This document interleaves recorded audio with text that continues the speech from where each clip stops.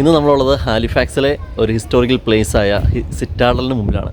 അപ്പം Canada ഡേയോടനുബന്ധിച്ച് citadel ഇന്ന് പൊതുജനങ്ങൾക്ക് ഇന്ന് ഓപ്പണായി കൊടുത്തിട്ടുണ്ട്. അപ്പം നമുക്ക് അതിനുള്ളിലെ കാഴ്ചകൾ കാണാനും അതെല്ലാം കണ്ട് മനസ്സിലാക്കാനുള്ളൊരു അവസരം ഒരുക്കി തന്നിട്ടുണ്ട്. പാർക്കിംഗ് ഏതായാലും ഇവിടെ തന്നെ കിട്ടിയിട്ടുണ്ട്, ഇത് മുമ്പിൽ തന്നെ കിട്ടി. നമ്മൾ നേരെ ഇതിനകത്തേക്ക് കയറുക കേട്ടോ. അപ്പോൾ ഇതിനുള്ളിലെ കാഴ്ചകളായിരിക്കും ഇന്ന് നിങ്ങളിലേക്ക് എത്തിക്കുന്നത്. പക്ഷേ ക്ലൈമറ്റ് ഇന്ന് കുറച്ച് എന്താ പറയുക, ഒരു മഴയുള്ള ഒരു മൂടിയ കാലാവസ്ഥയാണ്, എങ്കിലും നമുക്ക് ഇതെല്ലാം കാണാം കേട്ടോ.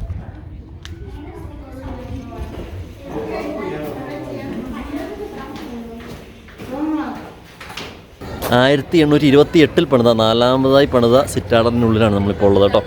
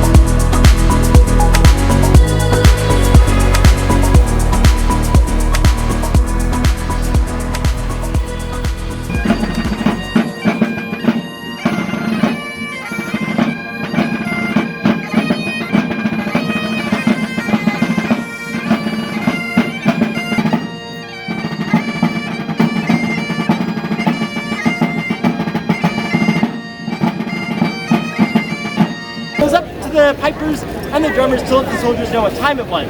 They would also play at officers' dinners, also for the soldiers while they're exercising, and also for the public like we're doing today. So you'll notice even today it's pretty hard for a voice to carry, and we've only got maybe a couple hundred people standing around here. Imagine on a battlefield with thousands of men and cannons and rifles firing constantly and bayonet charges happening in the distance. You wouldn't have a clue what you were meant to be doing.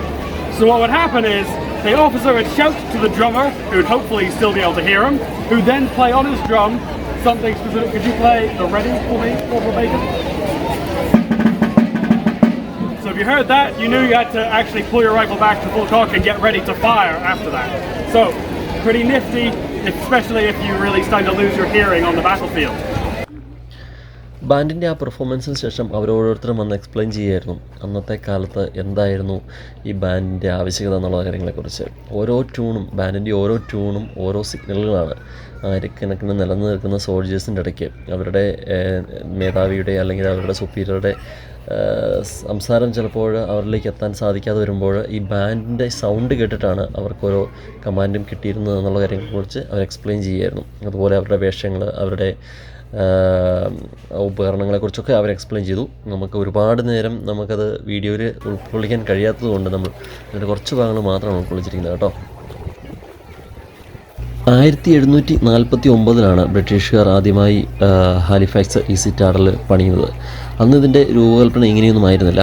അതിനുശേഷം 1776 അത് രണ്ടാം citadel, രണ്ടാമത്തെ കോട്ട അവർ നിർമ്മിക്കുകയുണ്ടായി. മൂന്നാമതായി വന്ന citadel 1796 അതിനുശേഷം ഇപ്പോൾ നമ്മൾ കാണുന്ന ഈ സിറ്റാഡൽ പണിതിരിക്കുന്നത് 1828 1, 2, 4 സിറ്റാഡലുകൾക്ക് ഹാലിഫാക്സ് സിറ്റാഡൽ എന്നും മൂന്നാമതായി പണിത ഒരു ഇറ്റാഡലിന് മാത്രം ഫോർട്ട് ജോർജ് എന്ന പേരിലുമാണ് അറിയപ്പെടുന്നത് കേട്ടോ. ഇന്ന് ഒരുപാട് ആളുകൾ സിറ്റാഡൽ സന്ദർശിക്കാൻ വേണ്ടി എത്തിയിട്ടുണ്ട്. ഇന്ന് കാനഡ ഡേ ആയതുകൊണ്ട് തന്നെ ഇന്ന് എൻട്രി ഫ്രീ ആണ്.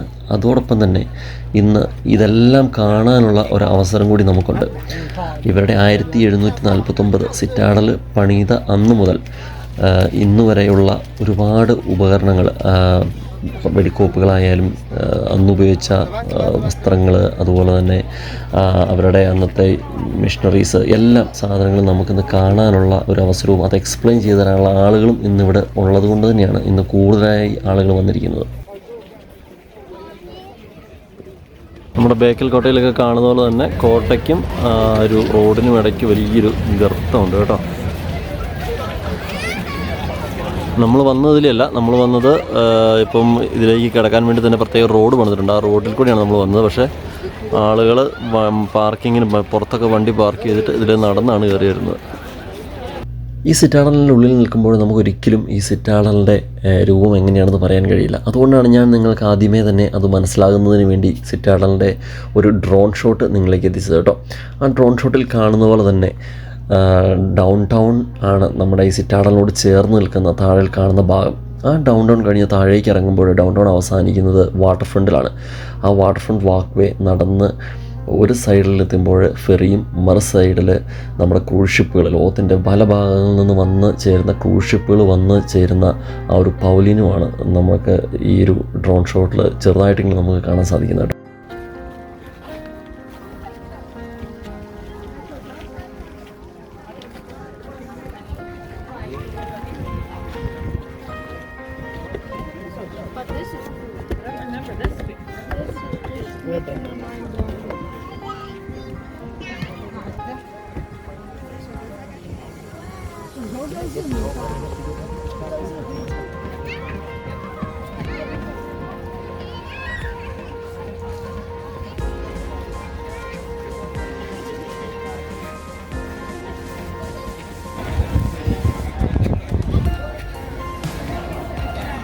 ഇന്ന് വലിയ വെയിലൊന്നും ഇല്ലാത്തൊരു ദിവസമാണ്, കോട നിറഞ്ഞൊരു ദിവസമാണ്. എങ്കിലും ഒരുപാട് ആളുകൾ വന്നിട്ടുണ്ട്.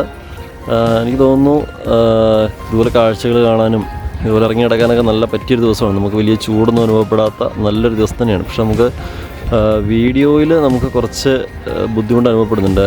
അത്ര ക്ലാരിറ്റി ഇല്ല, നമ്മൾ വിചാരിച്ചത്ര ഒരു ക്ലാരിറ്റി ഇതിന് വരുന്നില്ല.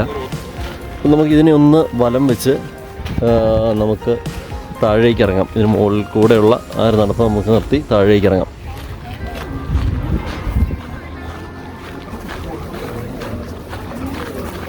ഇവിടെ എന്തോ ഒരു ഷോ നടക്കുന്നുണ്ട്, അവരെന്തോ എക്സ്പ്ലെയിൻ ചെയ്യുന്നുണ്ട്.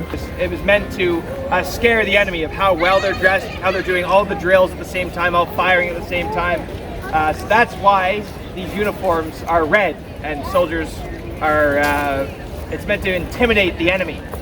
So that's this weapon here. With this here in the center, this is the uniform of the 78th Highlanders. And this is of the 1860s, late 1860s, 1869 to 71. And the weapon he has is quite a bit different. So this is what's called the Snyder Enfield. So this is the standard issue rifle from 1866 to 1871. As with the Brown Bess, iterations of that weapon are from the 1710s all the way to the early 1850s. So with the Snyder Enfield, the two big differences in its construction are that it is rifled, so it's got those grooves going down the barrel, so it's much more accurate. So it's firing with the smooth bore Brown Bess 100 yards. With the Snyder Enfield, it's sighted to 950 yards. So firing much farther. For a general reference on the distance, 200 yards is from that wall, the south wall, to the north wall is about 200 yards. So timing that by 4 or 5 to get the maximum range sighted for the Snyder Enfield. The other big innovation with this rifle is that it's a breech loading rifle. So instead of loading everything from the top, you're now loading from a block in the bottom. So that just flips open right there, and now it's a single shot breech loader. So you put in your round, close the block, and then it's ready to fire. So much faster to load and fire that. Whereas I was saying with the Brown Bess, 30 seconds on average. With the Snyder, 5-6 seconds on average. So it speeds up the fire a whole lot. Where you see the uniforms are kind of essentially the same philosophy as 50 years before in the Napoleonic era and the 1700s. So you think of the period this rifle's being introduced, it's right in the middle of our two uniforms. My uniform of the First World War and the War of 1812, and right in the middle of the 19th century, the 1860s. This uniform and weapon is at the turning point in the history of warfare, where soldiers are the armies are just starting to stop, lining up in long lines and firing at each other like they would with the Brown Bess, and starting to slowly switch into what eventually morphs into what I'm wearing here, which is a saying of the First World War. This is for the 25th Battalion, Nova Scotia, Canadian Expeditionary Force. So again, the weapons change, the technology changes what the uniforms look like. So for my uniform, it's obviously much more camouflage, being green, because the weapons now, as with this Snyder is sighted to 900 yards. The Lee Enfield, my rifle, sighted to 2,000 yards, just under 2 kilometers. So it's also not firing black powder anymore. So when these guys fire their rifles, you'll see lots of smoke. You won't see any smoke come out of this. So it's much easier to hide and fire these weapons compared to those two.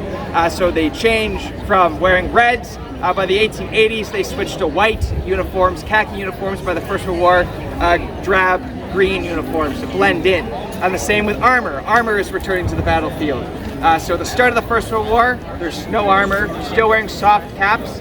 Not like these ones, but similar in philosophy of it's meant to be stylish rather than protection.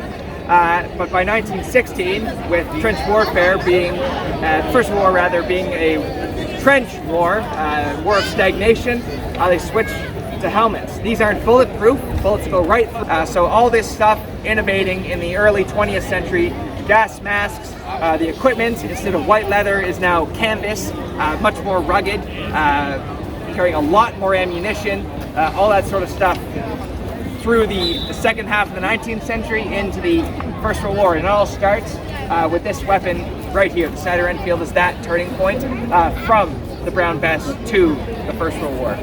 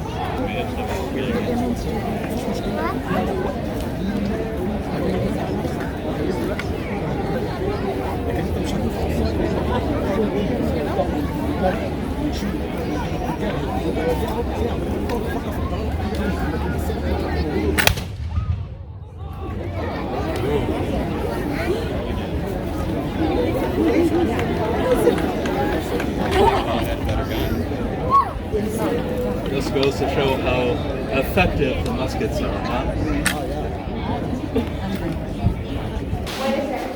Dominion of Canada, that's formed in 1867, and that's when Canada federated from different colonies, Upper, Lower Canada, New Brunswick, Nova Scotia, Prince Edward Island, forming Dominion of Canada. And the reason that happened, why did the British let them do that? Did they just annoy them so many times by asking, or did they try to start a revolt like they never? Yeah. This just happens to be, like, we represent 1869 to 71, so that's when the 70th Highlanders were there, which was the first regiment. That's, so not all the regiments that would have been here would be wearing those. Okay. And this is where they got suited up. Shipped from England, and then they would show up in pieces like that, and we'd be sewing them together here to make them fit all the soldiers. Okay. They immediately began constructing defenses. They chose the hill overlooking the new town on which to build what would become the first citadel. The settlers, along with New England and Acadian woodsmen and carpenters, carried out the work. The earliest defenses consisted mainly of 5 blockhouses. The name Citadel was given to the central fort near the top of the hill, while Horseman's Fort guarded the citadel. Cornwallis's Fort, Fort Luttrell, and Grenadier Fort were the other 3. They were initially connected by a barrier of felled trees, which was later replaced by a 3-meter-high paper palisade. These fortifications enclosed the town in a protective portion, guarding against a possible attack from the rear. But they would prove to be no match for the mindest foe of all, Halifax's damn climate. By the late 1750s, nature had already made short work of the original defenses. Entire sections had rotted or collapsed, which created openings that made the town highly vulnerable. In 1761, the first citadel was in shambles, and work soon began in Newfoundland. 4 citadels would be built on today's Citadel Hill. The engineering and construction challenges, combined with harsh conditions, would test the engineers and workers to their wits' end.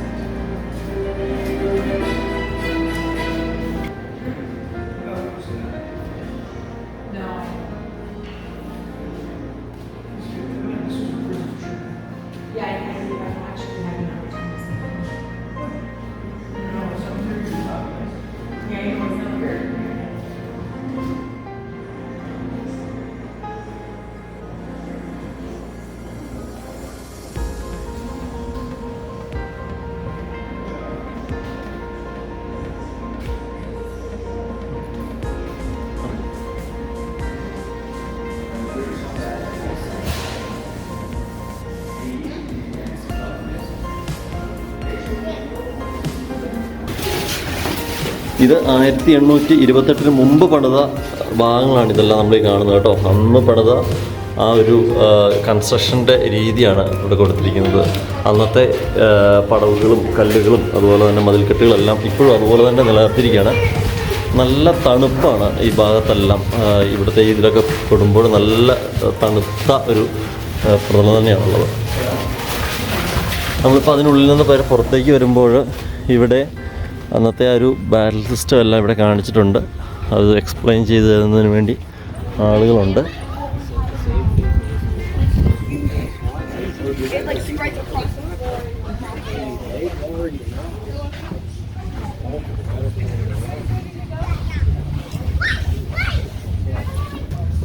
And they fight in North Africa. They fight like local Arab people.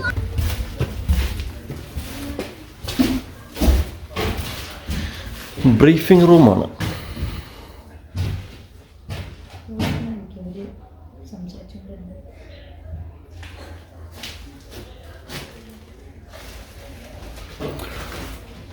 നമുക്കവിടെ നേരത്തെ ഡെമോൺസ്ട്രേഷനിൽ കാണിച്ച ഗണ്ണുകളാണ് കേട്ടോ. പല ജനറേഷനുള്ള ഗണ്ണുകളാണ്. ഇപ്പം ഏറ്റവും ആദ്യം കാണിച്ച gun ഒരുപാട് സമയമെടുത്താണ് ഓരോ ഷൂട്ടും ചെയ്തുകൊണ്ടിരുന്നത്. ഒരു ഷൂട്ട് കഴിഞ്ഞ് കുറേ സമയമെടുത്താണ് ലോഡ് ചെയ്ത് അടുത്തതിലേക്ക് കടന്നുകൊണ്ടിരുന്നത്.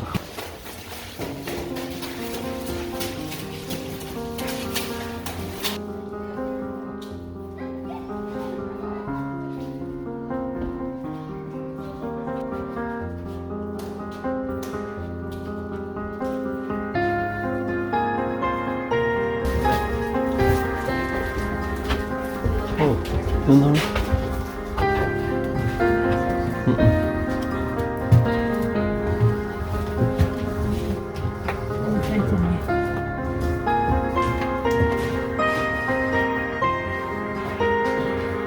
ഒന്നെങ്കിൽ വെടിമരുന്ന് അല്ലെങ്കിൽ പൗഡർ, മേ ബി വെടിമരുന്ന് ആയിരിക്കാനാണ് സാധ്യത.